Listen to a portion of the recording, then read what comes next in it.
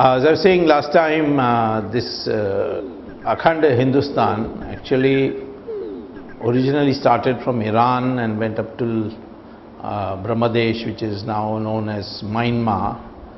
And in fact, as you know that in Ramayana, Kaikeyi came from Iran, and when Kaikeyi did the drama about Ram not being king and have to go on Vanvas, at that time her son Bharat was in Iran, and the coronation had to be delayed because he had to come back from Iran. The same way, as you know from Mahabharata, Gandhari was from Afghanistan. So all these areas were part of India, and they did come under Buddhist influence, but there was harmony between Hinduism and Buddhism after some time. And Buddhist influence areas were the ones which succumbed to Islamic invasion. Islam converted the whole of Iran, which had been converted to Zoroastrianism by Zoroaster, or Zarathustra as they call him. And Afghanistan was also Buddhist. In fact, there are some statements that it was Jesus Christ who came to Ladakh and got trained as a Buddhist and then converted Afghanistan into Buddhism, but we have no confirmation of this in any form. And Burma was not attacked, but Bangladesh was, which was under Buddhist influence, and therefore it became subject to attack and conversion. But the rest of India, which is about 60% of Akhanda Hindustan, is still 83% of 83% Hindu, and this is an unprecedented thing, because wherever Islam went and conquered, it was able to convert the entire area into 100% Muslim. Whether it is Babylon, and which is now called Iraq, or Egypt, or any other place, if they were in power for any period of time, they were able to convert the entire population to Islam.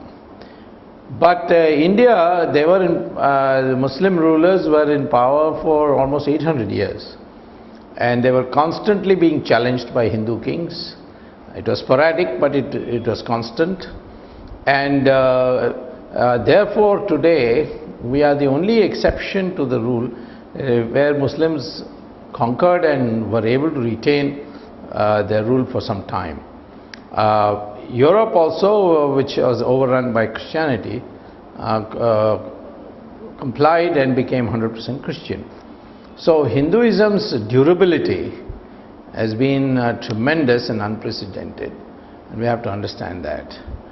Today, in today's context, the problem is going to arise again, because Taliban and the Islamic scholars are saying that India is an uninterrupted history of Islam. That is, Islam should have converted India to 100%. Not all Muslims are saying this, but the leading clerics, and today increasingly those who are getting power. For example, Taliban is getting power, increasingly getting power in Afghanistan once again. They may take over Pakistan before even Afghanistan.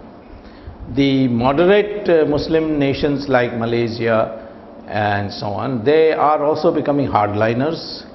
Kazakhstan, there has been temples have been all razed to the ground.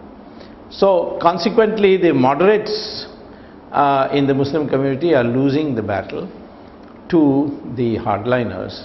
And if the hardliners get a modern state like Pakistan, which has nuclear weapons, then we're going to have a war.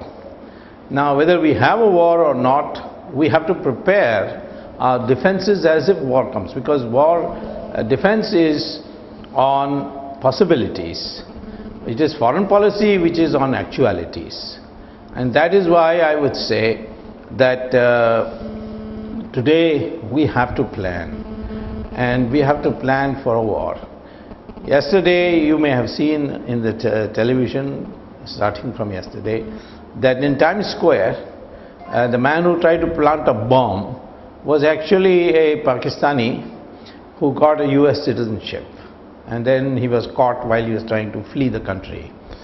So now the question is no more uneducated and educated people, moderate or liberal.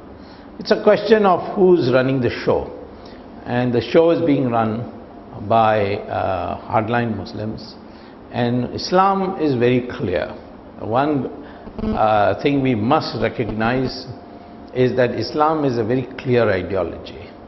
It divides the world into three parts: Darul Islam, Darul Harab, Darul Ahad, or what is called as Al-Taqiyya contract. In Darul Islam, Muslims are in power. There is no room for any minority. Either the minority must convert or die or perform menial work in a category called dhimmi. So in Saudi Arabia, for example, minorities cannot do what they can do here in India. For example, can you build a temple in Saudi Arabia? No. Can you celebrate Diwali openly? No. Can you celebrate Diwali inside your house? No. Can you carry a photograph of Ramchandraji in your pocket? No. So they are very clear in their mind that only Islam will prevail, no other religion. So all this goodwill and brotherhood of religion and all, the problem really arises whether those religions recognize that there are other paths to God as well. That only Hinduism recognizes, that all paths will lead to God. Of course, we will say that Hinduism will lead to God more efficiently and more quickly. But we do not rule out the possibility that through Islam and through Christianity you can reach God. So that means you are recognizing that they are also religions in their own right. Whereas Islam and Christianity do not. Christianity has been slightly moderated, but we find recently that moderation is also weakening. So we have therefore to make up our mind as to what we are going to do if tomorrow Taliban takes over Pakistan. It can take over at any time. It's only a matter of time. Baitullah Masood was essentially public enemy number one. He was the top Taliban leader in the country. Most of his people were the ones responsible for the takeover of territory in the federally administered tribal areas in the northwest and the problems that were created in the northwest frontier province. Though his forces were not involved in Swat, where we've seen this big offensive take place. That's a separate Taliban leadership.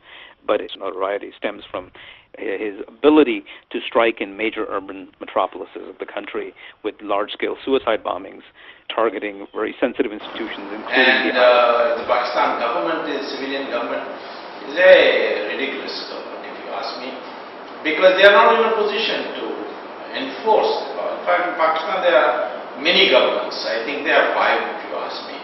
One is the civilian government, which has been elected in the election. Then there is the military government. Then there is the Taliban government.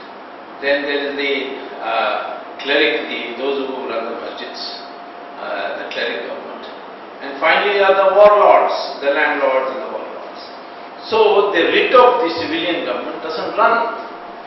And the Americans have a major problem there. They may fool themselves to think that they can control the possession of nuclear weapons. I think we have now a major Islamic confrontation which we have to recognize. I'm not asking that we should start the war, but the war starts, we should be ready for it.